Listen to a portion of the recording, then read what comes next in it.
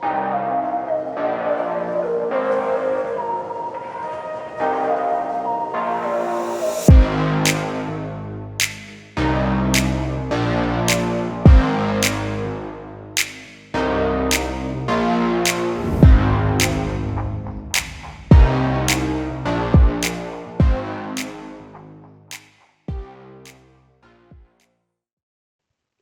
everybody, this is Steve with the Commodore 64 game project, and in this series we're going to be covering videos 12, which is enemy attacks, and then we're also going to be covering the video 13, which is the score counter. I'm kind of merging those two like I did in last time, and my apologies being away for so long, a lot going on in my life, including a new career and everything that I had to learn, so I'm back at it and been working really hard on showing you what I have today.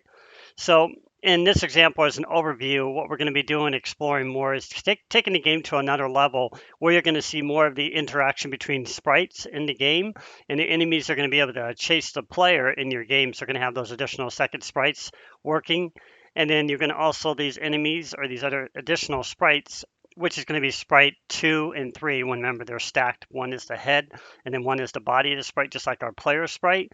So you're going to have the player that can attack the enemy, and you're going to have enemies can attack the players, and just kind of be going back and forth. Some of the other things, if you've ever been watching also my Facebook channel, I've been throwing up some videos demonstrating some techniques I've been learning with the enemy and the map in general. So, for example, as the player is moving around, he can interact, and he'll see the sprite come over from either the left or the right. I kind of randomize it at that point using the SID randomized generator, and you'll see them coming onto the screen. And then, of course, you can attack the enemy. He'll disappear. And then let's say you walk up a ladder or something, you go to another level, the enemy down below will disappear and he'll be respawned on the new location. So for right now, they're kind of just following you around the map. That's kind of what I have going on. And yeah, this is going to be a really interesting video because it's taken to the next level, and it's more of an interactive game now instead of just, running around a map and trying to fix stuff and all that kind of things. There are still some things going on to be fixed, but let's get started, guys.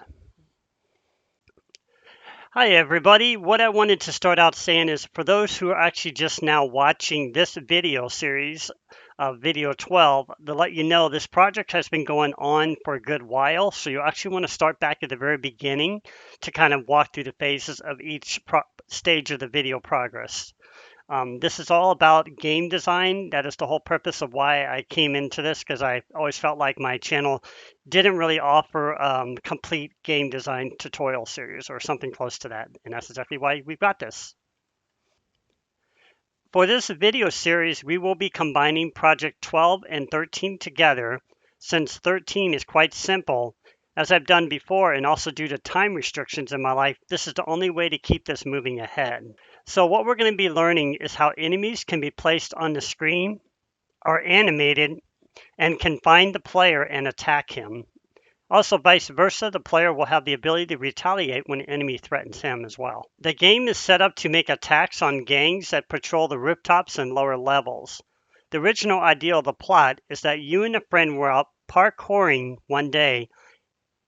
It's the possible name of the game. Later on, I'm going to actually tell you what the original name will become.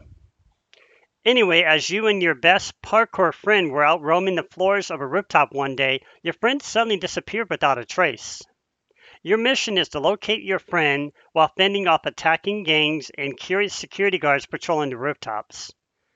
I got the original idea for this game watching death-defying parkour videos where you usually see somebody dangling from a crane. Who knows, maybe there'll be a crane to climb later in the series. Time will tell. Sometimes the police are called on site and they can appear and you have to fend them off as well. Your friend is hidden somewhere, but that location has not been created yet. And you can actually go ahead and throw some comments down below, and if you come up with any ideas of where you think this friend could be, let me know. Next, we are going to explore the sprite properties and actions. In order to see a sprite, you have to place it on the screen using X, which is horizontal, and Y, vertical positions. I used the original sprite to char subroutine for this and added the enemy placement. Within this subroutine call resides two variables, sprite POSX and sprite POSY. These will be used to place the sprite on specific areas of the screen. An example at the start of the game is when the sprite needs to be removed later, like after a collision has taken place. Enemies are placed using the sprite to character subroutine, which handles aligning the sprite to a background character. By doing this, the sprite will stop when reaching a wall or a pole blocking that direction, just like the player sprite cannot pass through static tiles. This has been explained before, but this time after the player sprite is placed on the screen using sprite to char, the enemy is placed away from the player a little off the screen. And next, with the actions of enemy sprites, we're going to look at the enemies can chase your player, the enemies can attack your player, the player can attack the enemies by punching or shooting them, the enemies can shoot at the player. So the project now allows us to place enemy sprites to run after our player. Before this occurs, the game utilizes a random SID generator to read a set of random numbers. These numbers were originally used to set the player moving to either the right or the left. Currently, though, the random generator is used to slow down the player's run direction. So sometimes when the enemy is not running after you, they maintain an idle state, not moving, and then begin to chase you. Also, to make it closer in comparison to an actual game, I allow the enemies to run from either the left or the right, but they will stop when they get close to your main player. Later, this could be used to make an enemy figure out of a way to attack you from a distance. A few Commodore 64 games I use to demonstrate this point would be like Commando, Fist 2, Defender of the Crown, The Last Ninja, and many more, of course. Watch these videos and see how sometimes the enemy will approach slowly the player, such as in Fist 2, and wait to attack. This is a direction I'd like to have our enemy sprites doing, eventually. Enemies can attack the player. Like the games that were just presented, the enemies are able to attack the player as well. So I'm working on several solutions for this. An example sprite is below the bullet points. Have enemies appear left, right, based on the random timer. Have enemies track the player's position on the map and appear near the player, similar to above, but the enemies will know more closely where the player is at. This works as mentioned whenever the player has fled using a ladder and dropping from a cliff, only to see the enemy run back into view to attack our player again. Have enemies show up at various game stages. So for example, on the top levels, the attacks are less frequent. At the lower screens and other levels, the player can be attacked more often. This can be controlled by the random game timer. In the earlier stages, the enemies and player attack with hands. Later, I'm thinking about maybe adding weapon pickups, and then the enemies can assault the player with guns, clubs, and so on. A game that demonstrates this for the Commodore 64 is Double Dragon 2. The enemies will approach the player sprite and begin attacking with their fists, and sometimes by using objects they find throughout the map. Player can attack the enemies. Just as the enemies can attack our player, you will also be able to attack the enemies with punches and later weapons that could be implemented, as mentioned, on higher stages. I'm thinking of scattering the weapons around the map for now. I'll have to watch more parkour videos to see if I can learn anything new that could be added here. Since I have extracted sprites from the game Indiana Jones and the Temple of Doom, I figured why not use that for the next screen example. In this game, the player attacks by using his whip. The enemies will approach the player, and then when they are within range of his whip, Indy can strike them down, as seen in this example below. Enemies shoot at the player. This was already covered, but could involve different types of attacks, using various animation stages, to be only suggested for now. When an enemy is defeated, he will change the sprite shape and reflect a dead one, which I do currently have the sprite as of now, showing whenever he's attacked, he's struck down, and you see the change in the sprite shape. An example I'd like to program to get it working is having an enemy appear or stop at a distance to shoot at our player. And you can see this in the game Technocop. The enemy will scope out the player and then stop at a distance and then shoot him on the more advanced levels. And sometimes you'll see on the lower levels where the gangs will approach you with like chains or whatever, but they'll slowly come toward you and then they'll attack you. And now I'd like to explore debugging and code. I've taken a different approach on debugging, which is fixing things that don't work properly for the game project. One tool I am actually using now is Sublime. It's an editor and does many things. I spent several days writing out the machine language using pseudocode. I can take notes in Sublime whenever I need to keep track of something. The old way I used to do this type of debugging techniques, other than usually using the built-in debugger in CBM PRG Studio, is also writing out a lot of the bugs I would find in Notepad, but all too often, these got lost easily. I would write things down on physical pads, but these, after writing down a lot of things, would get buried among the many other notebooks I already have. So Sublime thus far is working for me. I would have to say one of the greatest benefits of using Sublime is being able to quickly move through code subroutines whenever I'm trying to read something that I'm learning. I could quickly jump from one subroutine to another without any kind of tedious scrolling. So it's pretty effective. And also, like with Sublime, I divide this between basic programming concepts and then I blend it in with some machine language. And now I'd like to talk about collision detection among sprites.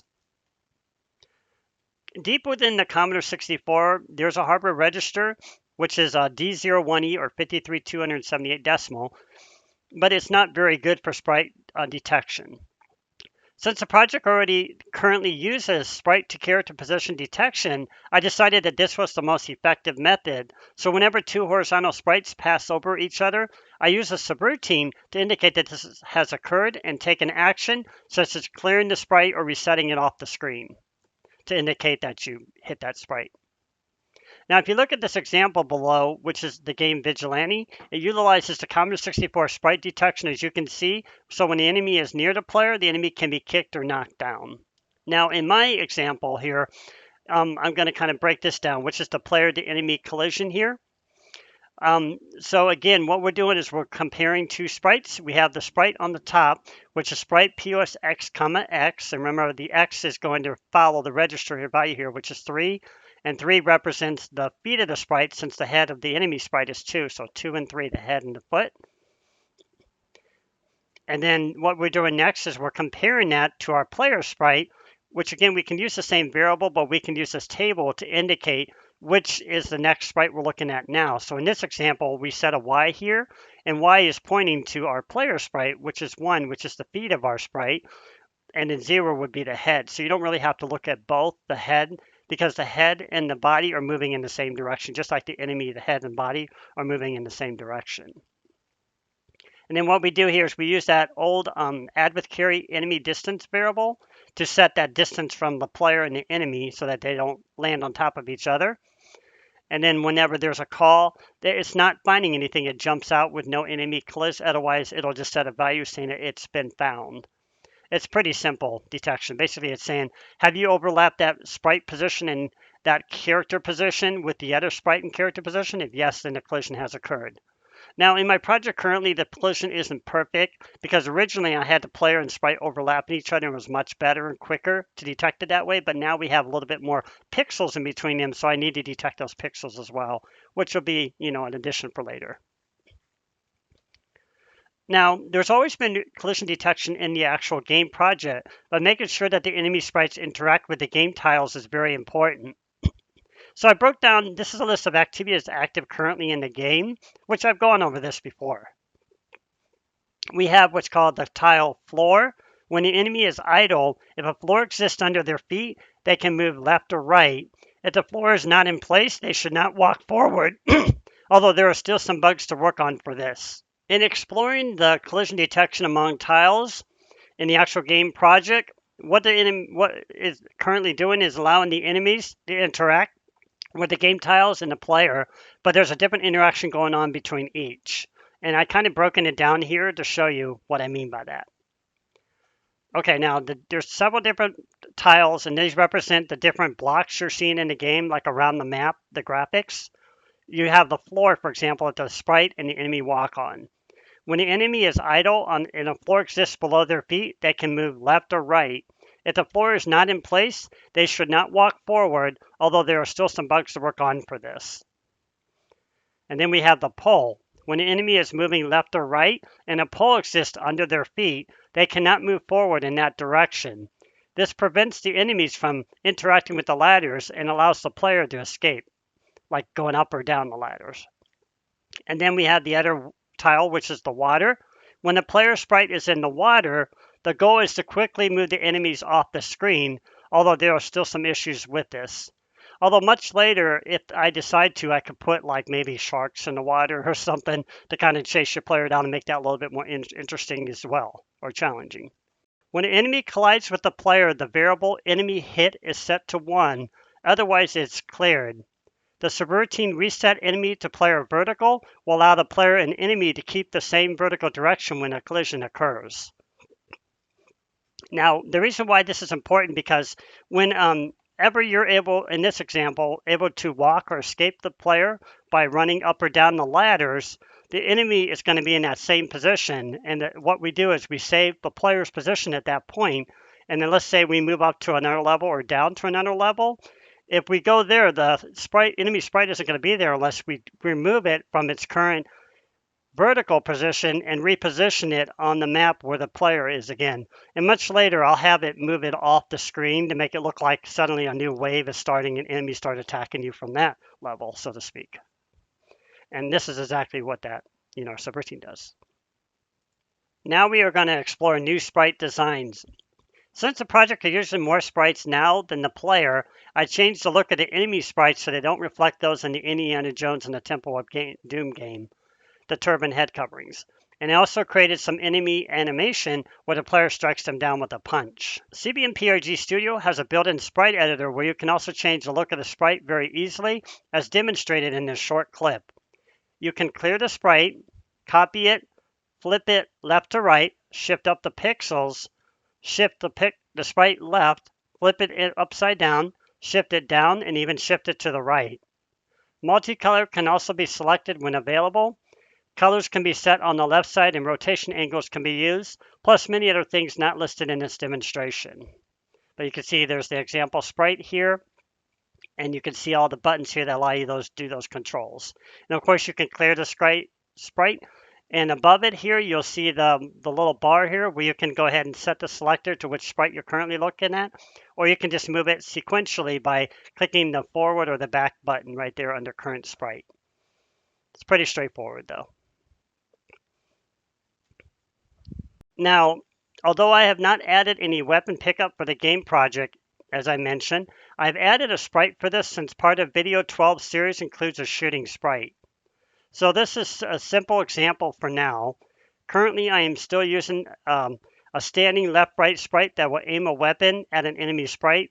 So basically, he's stationary. Much later, I could add the effect of a gunfire animation when shooting to give it more realism, of course. Since a lot of time has passed since the last video, I decided to add some newer things to keep the project moving along and the videos to be hopefully interesting. When the player climbs a ladder, pole, and scrolls either up or down, the enemy sprite will remain stationary in their position and move off the screen and eventually out of view.